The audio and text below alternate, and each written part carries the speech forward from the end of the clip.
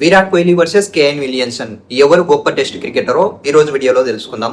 Virat Kohli 123 test మ్యాచ్లు ఆడగా KN Williamson 110 test మ్యాచ్లు ఆడాడు.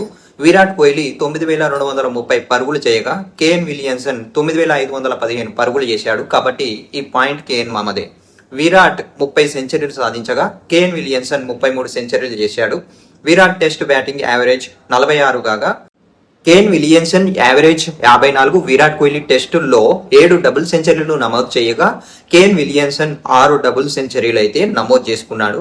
విరాట్ అత్యధిక స్కోరు 254 కాగా కేన్ విలియమ్సన్ అత్యధిక స్కోర్ వచ్చేసి 251. అంటే కేవలం బ్యాటింగ్ స్టాట్స్ పరంగా చూస్తే కేన్ విలియమ్సన్ కొంచెం మెరుగైన టెస్ట్ బ్యాట్స్మెన్ గా కనిపిస్తాడు.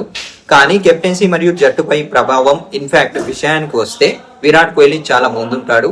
విరాట్ కెప్టెన్ గా భారత జట్టును సుమారు 7 సంవత్సరాల పాటు టెస్ట్ ర్యాంకింగ్ లో నెంబర్ 1 స్థానంలో నిలిపాడు. ఆ సమయంలో భారత్ అనేక చారిత్రాత్మక టెస్ట్ సిరీస్ విజయాలైతే సాధించింది. మరోవైపు కేఎన్ విలియమ్సన్ నాయకత్వంలో న్యూజిలాండ్ జట్టు తొలి ఐసీసీ టెస్ట్ ఛాంపియన్షిప్ టైటిల్ అయితే గెలుచుకుంది. అలాగే south Africa, England, Australia, New Zealand లాంటి కఠినమైన పరిస్థితుల్లో కూడా విరాట్ కోహ్లీ అద్భుతమైన ప్రదర్శనలు చేశాడు.